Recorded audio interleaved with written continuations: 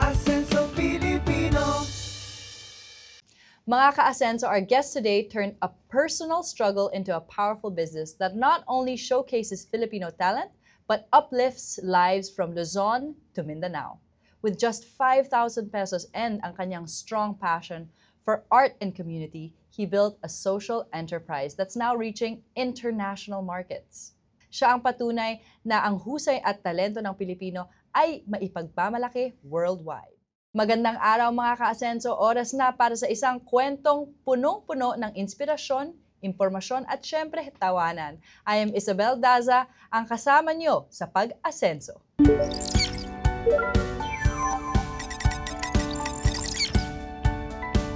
Asenso Pilipino. Ngayong araw, kilalanin natin ang man behind Local Bayong, ang Filipino brand na may modern take sa ating tatak Pinoy na bayong. Joining us today is Lorenzo Gafford. But I'm gonna call you LJ for short. Yes. Para close na tayo.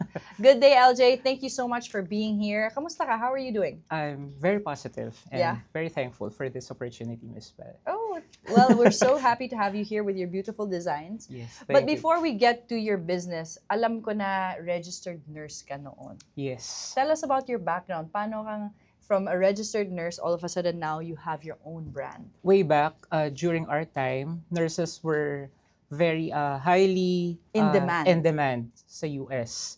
But I wasn't prepared to sacrifice everything that we have here in the Philippines.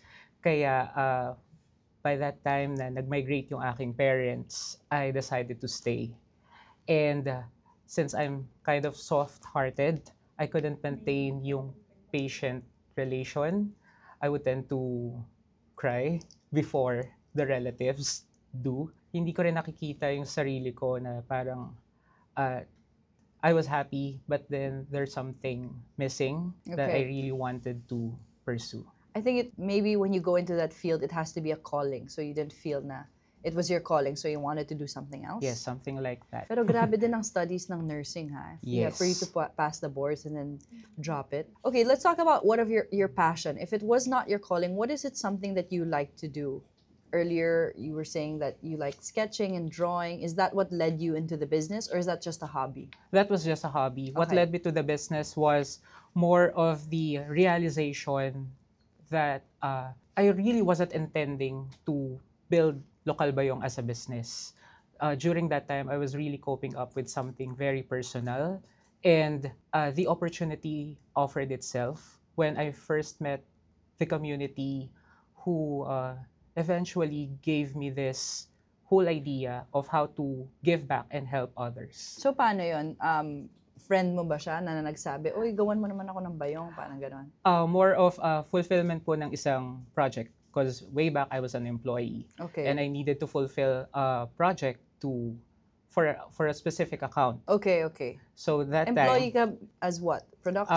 part or of the in an sales and agency? marketing team Okay. of a For coffee brand. company. Okay, Yes, a yes. coffee company. And then sabi nila, we want to create a PR package. Something like that. We were needing something more something new to Yeah. the public. So I was one of the pioneers to design the coffee packages to make it more gifting Yeah. in terms of packaging it with French press, with mugs, making it more creative. Yeah. Yes, that sort. Po. So you wanted something that was, you designed something that was, I guess, sustainable? Kasi when people Yes. received that packaging, they could keep the bag? Or what did the coffee packaging look like? It was a bayong? It wasn't just a bayong. It's made from wood, from anything indigenous from the Philippines. Wow. So I would try to source out provinces looking for new items, Okay. new products to present the coffee itself. Okay. So by that time, when I met the community that first gave me this break, it really wasn't intentional because, as I said, I was dealing with something very, very personal. Yeah. And but they really offered Liked a it. hand, like, sige sir, baka kaya ninyo kaming tulungan. So sabi ko, sige, bigyan niyo ako ng worth 5,000 ng products. And walang 24 hours, I sold it. So that's where it started. Wow. So it started, syempre, you were an employee and then you kind of created a solution for that company. Tapos, tuloy-tuloy na from there. The rest is history. Yes, the rest is Yes. yes. So from the words, from those two letters, we came up with Lokal Bayong. Take us back to when you started the company Local Bayong. What was yung first steps mo and what were the challenges that you faced? Before we go into your designs and talking about the product. As an entrepreneur, paano mo sinabi na sa sarili mo, sige, I'm gonna quit yung job ko at gagawin ko na to full-time? I quit my job very, very recently. I think around March last year. Ah, okay. Yes. I was confident to quit that job because settled na si Lokal Bayong sa stores. So I was confident na parang this would not only help me focus on Lokal Bayong itself but expand more Okay. to reach out more communities, families, and so I quit my job. So you're and- doing it full-time now? Yes, I'm doing it full time now. Pero yun na nga, what made you decide? Because you felt like it needs your attention full-time. It Ang hirap needs- to be an yes. entrepreneur when you're doing two things, di ba? Yes, you How can do you serve grow it? two masters at the same time. So I had to make a choice. Going back to that personal problem that happened to me. Ang naisip ko is paano yung mga taong pinagdadaanan din or pinagdaanan yung pinagdaanan ko. So if there's any business that I wanted to do, I wanted to have something purposeful, yung may give back, at least doon sa community. Yeah. Yun yung aking first project, to give back to them kung anong tinulong nila sa akin. So let's talk about that. You're talking about community giving back. Did you start LB, Lokal Bayong, with that intention na gusto mo mag-employ ng mga local weavers or that you wanted to give back to charity or parang nangyari na lang? What's the story behind that? I think nangyari na lang, Miss Bell, cause yun nga, I really wasn't planning to build a business after that incident. But the feedback was very hindi maindihan dahil ang daming nag-support. So, by that time na ang dami ng orders, the only option left was to Fulfilled it. fulfill it and to reach out to more communities, to more families, to more weavers. And it gives them jobs. Yes, exactly. Ayun So, po. when you reached those orders, what was your pinaka first design na you launched? Sa sobrang dami, Miss Talaga? Pero yung pinaka-breakthrough nung design namin was the one with padded foam and with leather. Okay. Because I think, and I claim until now, that we were the pioneer for that design alone. Was it, which it was one? quite smaller than this Okay, one. it's this one. Yes. Something like this. The base is made from a Ganda. family of weavers from Louisiana, Laguna. Then there's another one. This one is the first version ever. This version. Itong base po ay gawa sa family sa Laguna. Okay. Bakit siya very special? Kasi by the time we made this, naka-pattern din siya na kailangan naka-cutting die pati itong leather. So konting pagkakamali mo sa paggawa ng base, hindi na susunod itong leather, hindi na rin susunod yung triple padded foam inside. So ganun siya ka-detalyado. Ang hirap naman. Yes, Grabe, pero there's the so many foam- different materials. Yes, the foam is intended to protect your gadgets or anything valuable inside. It comes with a strap. Okay, here. Then, So, yes, inside. this is made out of plastic. Yes, polypropylene plastic material. Okay, and then this is made out of leather. Vegan. Yes, Vegan vegan leather, leather. cut and dyed. Yes. And then sa loob, meron tayong foam. yes. How did you think of this design? Na, gagamit ako ng plastic to weave it and then I'll mix it with leather. Kasi that's not naman your background. You're not Yes. let's say, visual artist. Yes. You're a registered nurse. So parang, how did you think of it? Do you have someone on your team or ikaw lang nag-isip?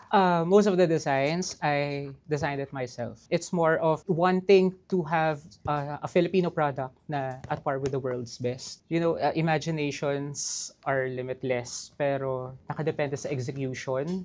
So, detail by detail, kailangan talagang mabantayan before. Tinuruan niyo ba yung weavers on how to create this design? Or It's more of collaborating with them. collaborating? Yes. That's the right word. Yes, kasi sila yung may expertise eh.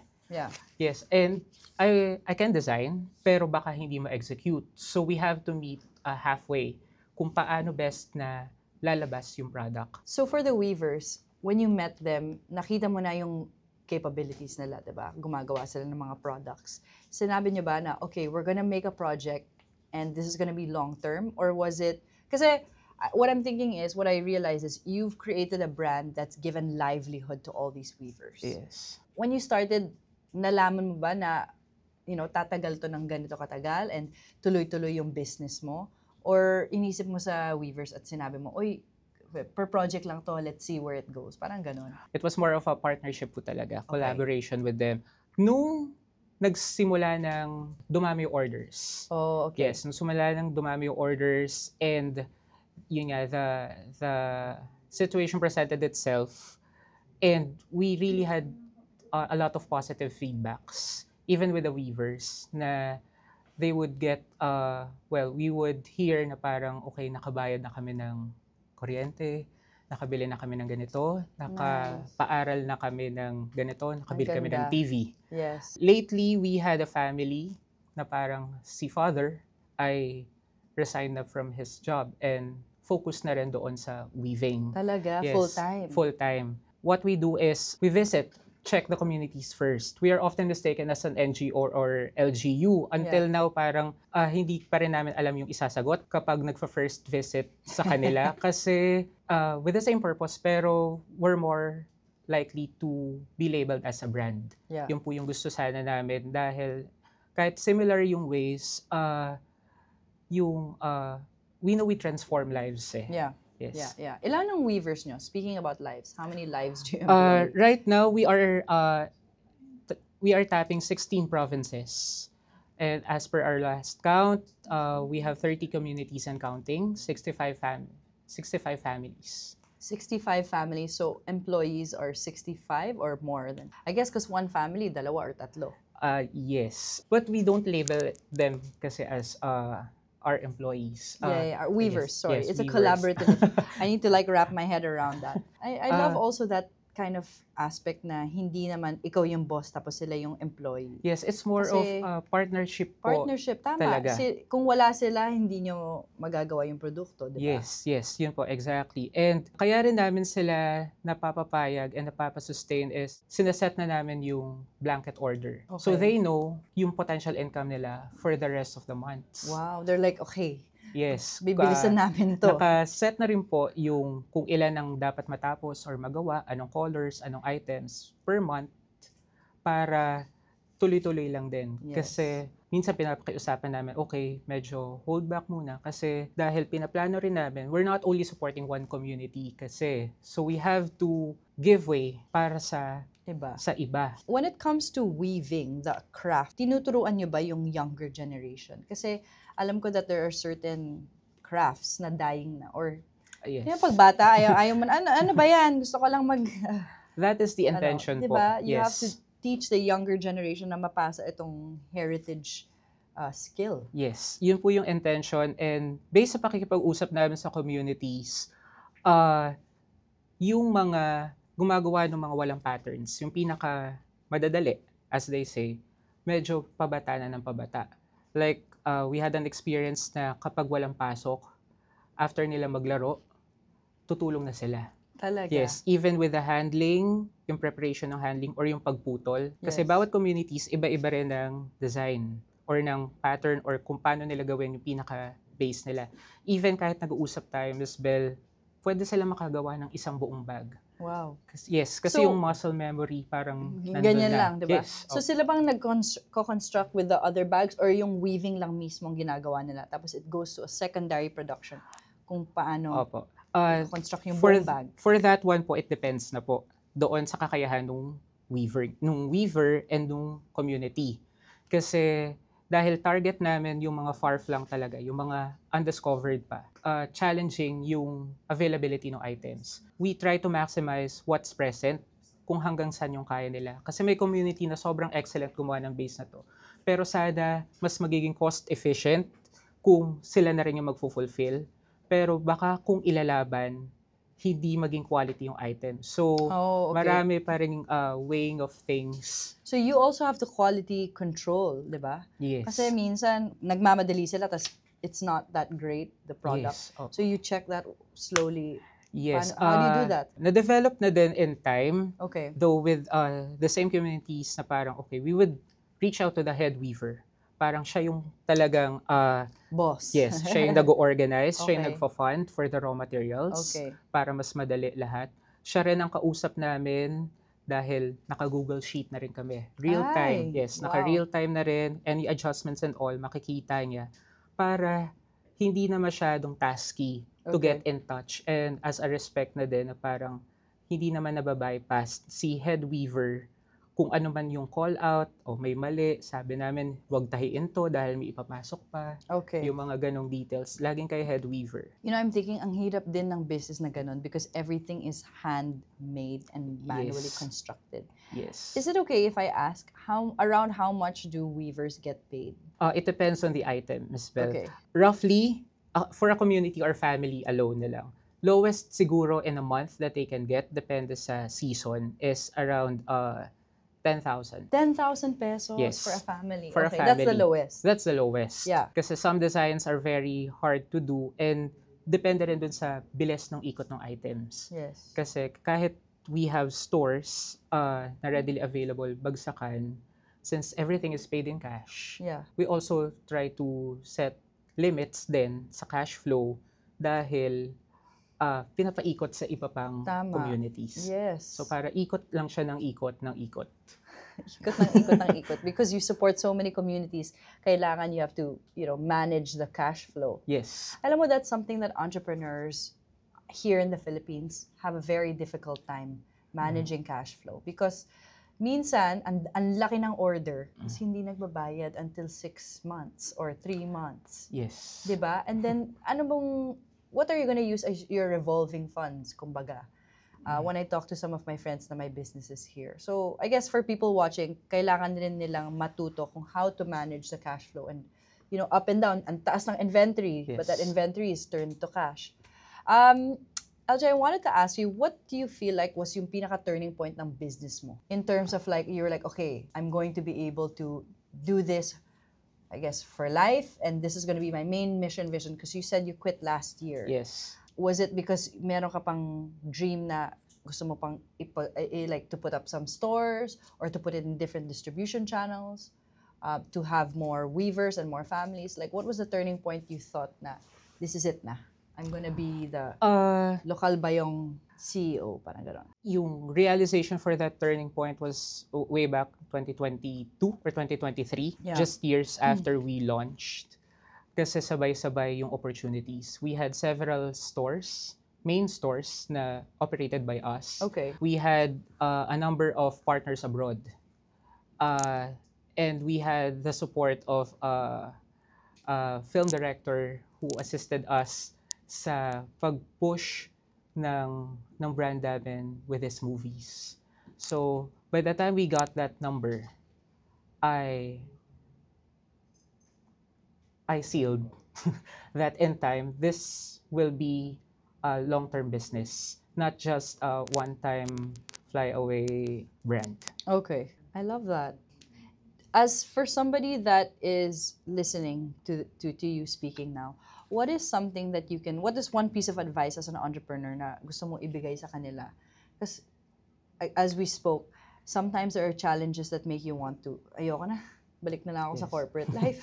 Or magiging nurse na lang ako. Anong pwede mo sabihin sa mga nanonood na bigyang inspirasyon na ipagpatuloy nila ang trabaho nila or ang business nila and to really just be relentless? What is something that you as an entrepreneur want to say? Sa learnings ko, Ms. Bell, if you're really aiming for the luxury of not having to report to work, you should be physically, mentally, and financially ready once na mag-decide ka.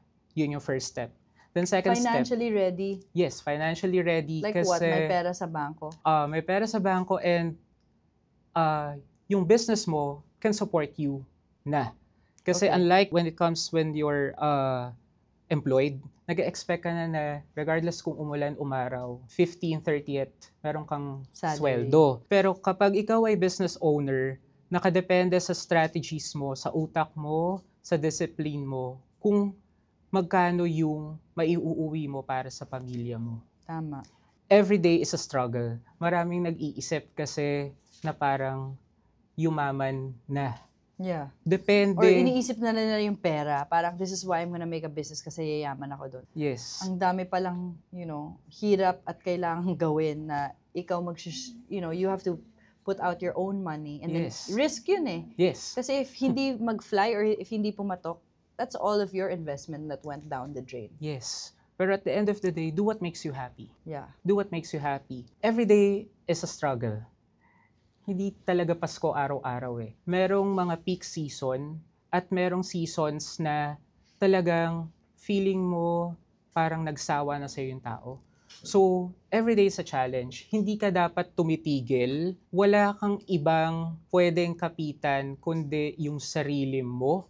Kasi you have to believe in yourself. Pinagdududahan na ng mga tao sa paligid mo yung ginagawa mo or yung advocacy mo, yung primary goal mo, and you let it sink into you. Hindi mo ma-achieve Hindi mo ma-achieve and gugulo lalo lahat. I read this quote na nakasabi na entrepreneurs are just jumping from one problem to another. Kasi every day it's a different problem, di ba? Yes. Like with our business, we don't expect our weavers to understand that part.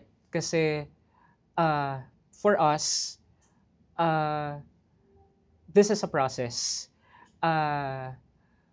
We're making or paving the way for them. So we're letting them realize then na parang this is a long-term sustainable livelihood for everyone else. Kaya sana yung discipline ng bawat isa naging nandun when it comes to the production, quality, deadlines, everything. Maganda sana na may background din sa business. Yeah. Yes, yun din. I was hoping Let's to look get at that this. one too. Pero hindi talaga siya ibibigay din in one go. Matututunan mo lahat by the experience and by the process. And so for something like this is like a very different design than from your other. How much would you sell this? This one, we're selling this at 1,100. Wow, it's very affordable, no? Yes, It's nice to give as a 1,100. gift. Do you collaborate with brands? Right now, yes, I'm talking to brands. We're now open to discussing opportunities with them. How is it for your marketing? Kasi again, a lot of entrepreneurs don't know how to necessarily market their product. Minsan magaling tayo sa paggawa, pag-design, and then biglang bentahan na, ang hirap pala. You don't know what avenue to sell. Do I go on TikTok? Do I have a distribution channel? Do I partner with malls? How did you go through that, your marketing and your sales? Sino nag-isip na? Was it you or meron kang team? I have a partner, and fortunate enough that we are both supportive with each other, and we really started off from scratch. So, yung mga the ones building their brands would start from bazaars. So, nandun kami. Dalawa lang Oh, kami. Yes, wala kang Doon ibang. nag-start, Yes, no? doon ka Bazaars, magsa-start every day you talaga. have to show your products. You're like, this is this bag. ganito. Brand awareness, letting everyone know that you Yeah. exist Yes. and that Can I see you this? are, yes, you are supporting. Ay, okay, ito. So you went to bazaars and you were selling these things. This is a different material naman. Yes, that one is from Bicol. Wow. How do you find all the different regions that produce these types of weaving We and try to material? maximize everything unang-una online, Miss Bell. Kasi, well, with the technology right Ganda na to now, for yes. pang beach. Aka na lang. when we have a lead, when we find a lead, Yeah. we try to check up on them. Yeah. Kung ano talaga yung forte ng ginagawa nila. Kasi baka itong design ko ay ina-eye ko na kaya nyo itong gawin. Pero yung actual, hindi pala kayang ma-execute. So, nandun yung open communication and it would take months. Nangyari na ba yun? Na parang, we're gonna order 20 bags and 30 ganito, tas hindi dumating. Yes. Yes. So opo. what did you do pag ganon? Communication pa rin sa clients. Kasi by the time na nag-divert na kami sa indigenous materials, these are weather dependents. Like, we have designs from water lilies. Okay. So, very humid talaga siya. Kahit anong patuyo mo, the moment na umulan, baka mag-moist. And it happened to us. We had almost 80,000 worth of orders. Product. Yes, Oh no. products. Umulan, pinilit, ma-deliver. So, by the time wala pang 24 hours sa office namin, lahat na siya nag-molds. Oh no. So we had to redo everything, Yeah. isa-isa. Kasi hindi mo pwedeng iserve kahit isang item na you found na may damage sa customer mo. Yes. It would break Make the brand. Of course, of course. So that's like a loss, no? Yes, pero yun, doon papasok creativity mo as an entrepreneur. Kasi you have a dozen options pa. Yeah. Oo, parang kung may problema ka, you have to find solutions. So now na nasa usapang fashion and design tayo, let's talk about something a lot of creative entrepreneurs face. Others copying your designs. That's something that you experienced. Can you share with us how it was dealing with that? Tinatawanan na lang namin, Miss Bell. Kasi since weaving is a skill and hindi natin pwedeng pigilan yung mga tao na gayahin or mag-look up to another brand. Nung una, talagang nakaka-offend. Kasi you would take the time and effort to study every design before mo ilabas. Bakit ganito ang sukat? Bakit ganito ang forma niya? Bakit ganito yung bilang? Bakit ganito yung haba? Ano yung ilalagay? And all. Then makikita mo na the next day, Ginaya meron na. Okay. Isang brand. I was sharing this with producer before this show. Yun nga, tinatawanan na lang namin kasi nung umiikot din kami sa communities as our core, minsan yung community na yon, kapag nalaman na lokal ba yung, sila pa mismo yung nagsasabi na, ay may ginaya po kami sa talaga? inyo. Yes, it happened a lot of times and eventually, nanggagaling na rin sa kanila na okay, hindi na po namin gagawin. My take on that is sana yung mga nagka-come up ng designs would eventually try to challenge themselves. To come up with their own designs. Yes, oo. Para, alam mo yun, we gain respect na din Tama. from one brand to another. Yes, that's true. That's true. But also, I was going to say that when you're an entrepreneur, my friend said na you must, if they're not copying you, then you're probably doing something wrong. So parang it's like a form of flattery na siguro, di ba? Tama ba? LJ, we know na Local Bayong is already a thriving brand. Pero what do you feel is next for this? Do you have parang a vision of where you want to be distributing? What's next for Local Bayong? What's next for us? Right now, we're looking forward to more collaborations. We know as a brand, we are indeed challenged with our social media side. So we try to strengthen that in the future. And hopefully, if things get well soon, so we can finally reopen our stores again. Okay, so you Yes. want to reopen your stores? Yes, reopen our stores as our stores. Yeah. Because it will definitely give back a lot of more experiences for Okay. everyone else. Thank you so much, LJ, for Salamat guesting po, Miss here in Bel. DTI Ascenso. We're so happy to learn about your story and more power to Local Bayong. Maraming salamat, Ms. Bel. Thank you po. So LJ, before we end, can you give us your top 3 tips para sa mga entrepreneurs na nanonood on how it is to be an entrepreneur and to build your own brand? Ano ba dapat ang kailangan as a character, as a leader? For me personally, do what makes you happy. Like for me, I am into designing and all. So I think you have to stick to your core para kung ano man ang mangyari, alam mo kung ano yung solusyon. Next is always stick and believe in your brand. Kasi no one else will. Pwedeng maraming challenges along the way. And Yes. it's never easy. Every day is a struggle. So you have to believe in your brand. Never say never. Love that. Yes. Do you want to invite our viewers to, check out your brand? Where can they buy Local Bayong?